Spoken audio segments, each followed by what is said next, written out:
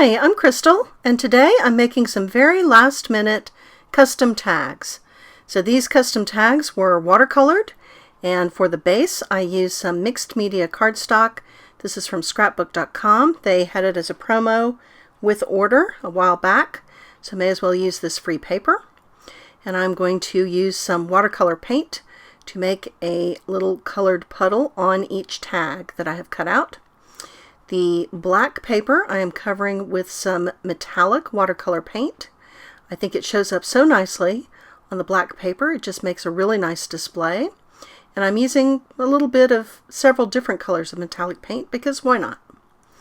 On the white tags I'm using regular watercolor paint. It shows up nicely on the white tags in a way that it would not on the black tags. And the thing I like about watercolor paint is the way that it blends so nicely on the page. So I'm also going to use multiple colors on the white tag. Here I'm using a blend of pink and orange.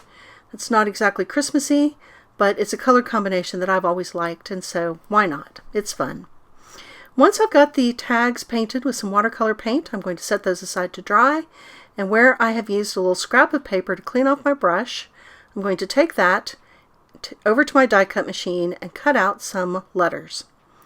If you have a die cut machine, I think an alphabet die is one of the most useful things you can use with it. If you don't have a die cut machine, this would be a good application for letter stickers. So once I have cut out my letters to spell out the names of my recipients, I'm going to attach those to the tag, and that will finish off the project. I found over time that I've spent a lot of time making custom Christmas tags, and sadly a lot of them end up in the trash. But the customized ones people tend to keep. So I think they are appreciated, just the way I appreciate you joining me today. Have a good one.